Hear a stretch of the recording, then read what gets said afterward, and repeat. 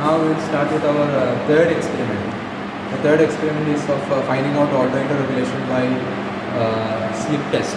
Slip test, we are having another name that is also known as Blondel's method.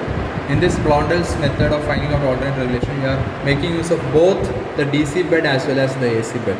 You give supply from the DC side also, and you give supply from the AC side also. DC side you give supply to the DC motor, and by using an auto transformer, 3-phase auto transformer, you give supply to the stator of the alternator also. You make use of two supply in this experiment. So starting from the DC bed, we will just trace the circuit from the DC bed. Initially we will start from the 220 volt DC, which is provided from this particular bed, and it goes to the DC shunt motor. It goes to the DC shunt motor section. In this DC shunt motor section, if you see, you can see that there is a knife switch. When you switch on the DC bed, and if you switch on this particular knife switch like this, if it is like this in this position, you will have supply that is made available in this particular point, that is known as L. Here also you are having a 3-point starter. The 3 points are line, field and armature. The positive polarity or the positive DC polarity will be made available at the L section if you switch on the knife switch. From this from here you are having a field F point also, that is a field point. In this also you have to adjust the speed of the DC shunt motor. So for adjusting the speed, you will take a connection from this F portion, and you will have a rheostat that is connected, which is a 220 ohm 2 ampere rheostat. So this rheostat is having a connection here. You can see here this red wire, it is going here, and from the variable point, the yellow wire which you see here, it is again going back to F1. It is again going back to F1. In between F1 and F2 you are having the field winding. Okay, and in the soft copy of the lab manual, the circuit diagram, you can see that here F2 as well as F2 is actually connected to A2. You can see here F2 is connected to A2. That is there. And if you observe the circuit diagram, you can see that F2 is connected to A2 here. Now coming to the armature section, A1 and A2. You are having armature of this DC motor in between A1 and A2. You can see that this A1 is connected from the A point of the 3-point starter. You are having 3-point line, field and armature. From the field point you are having the rheostat section for varying the field resistance. From the A point it is going to A1. In between A1 and A2 you are having the armature. Okay, and finally from the circuit diagram it is also clear that A2 should be connected to the negative polarity or negative point of the control panel. Then only there will be a path for the return current. And one more thing, you can see that F2 and A2 are connected. F2 and A2 are connected here, and this A2 is going back to the negative one. Okay, that is a connection that you can see in the DC shunt motor section. Now we have to trace the circuit of the alternator. For tracing the circuit of the alternator, you have to start from the AC bed. You can see that the thing that you see now is the AC bed. Now we will be discussing about the generator side connection. So the connection should start from the AC bed. That you can see an R, Y and B. This particular connection is going to the input of the 3-phase auto transformer. You can see here. You can see this auto transformer input. It is going to the input of the 3-phase auto transformer. And you can see here, you are having 3 points, R, Y and B. So R is properly connected as for R he has given red color. Yellow he has given, Y point he has given yellow wire, and for B point he has given blue wire. This R, Y and B should go to the 3 sections, the 3 points that is available on the control panel on the alternator side as R2, Y2 and B2. B2 you are having a blue wire, Y2 you are having an yellow wire, and for R2 you are having a red wire. So this auto transformer connection is directly going to this R2, Y2 and B2. These are the 3 terminals of the stator of the alternator. With the help of these 3 fuses,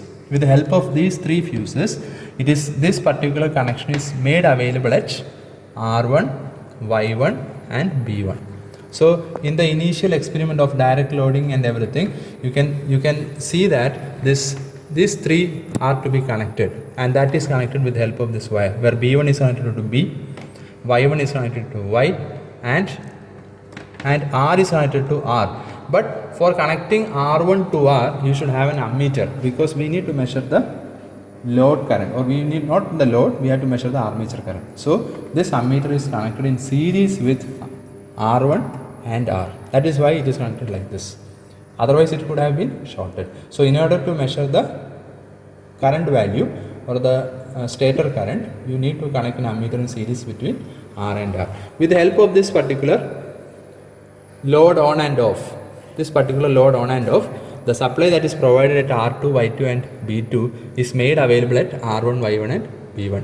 If there is no switch here, with the help of, if the switch is off, the supply will remain till here, R2, Y2 and B2. If the snipe switch is on, it will be with the help of this fuse, it is made available at R1, Y1 and B1. That is a connection that we have done here. Okay, and in this section, we need not actually take connection from F1 and F2. We are having two rotating magnetic field.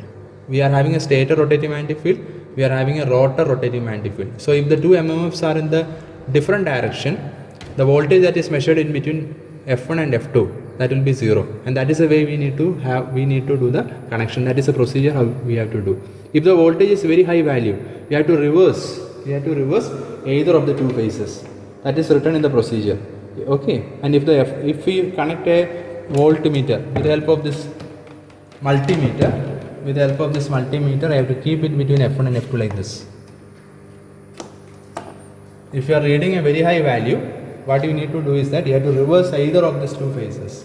We have to reverse either of these two phases. You have to reverse, and you have to bring this value of voltage between F1 and F2 as 0 volt. Okay, that you have to make. You have to take it as a precaution. You have to make it as 0 before taking the readings. You have to make this reading to 0. Yes. Now we have given the DC supply from the DC bed. Now we have to switch on the knife switch to the on position. We have switched on the DC supply now. With the help of the 3-point starter, we have to start the motor. We have to reduce the resistance from maximum to minimum, very step by step in a gradual manner. We are bringing it to the minimum position. The handle will be stuck there. Why? Because there is an electromagnetic there. So now first thing you have to do is that you have to vary the motor field rheostat and bring the motor speed to 1500 rpm. If you see that the speed is 1385, 1002. Again we will have to vary the motor field rheostat. You have to vary the motor field rheostat, bring it to 1500. Now it is 1422. Some more variation is required.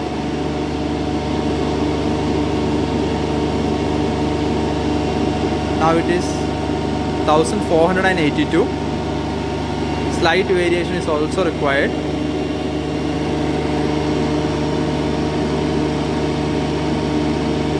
1470, 1470.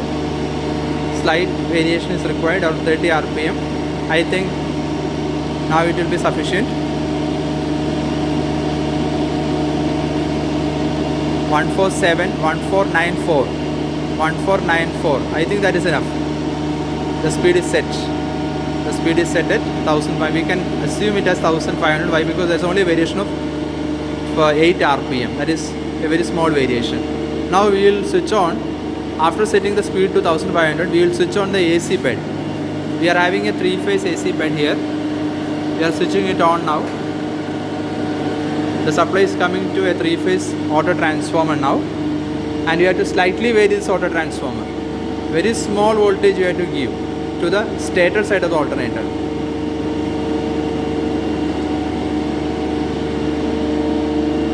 Before that, we have to switch on the particular knife switch, which will help that supply to reach R1, Y1 and B1 from R2, Y2 and B2 through the fuse.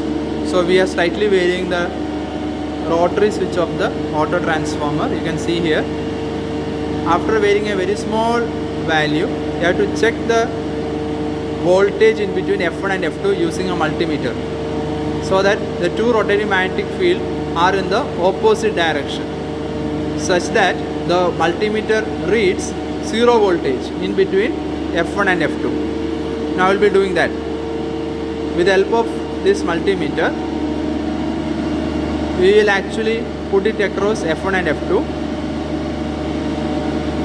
We will put it across F1 and F2, and we will measure the multimeter. It should be 0 voltage. The voltage that is measured should be equal to 0 voltage. It should be minimum voltage. It should be minimum voltage. It need not be 0, but it should not be very high value. Like 400 voltage should not come. It is around 30 voltage, 40 voltage between F1 and F2. That is negligible, that we can assume. I think that is enough now.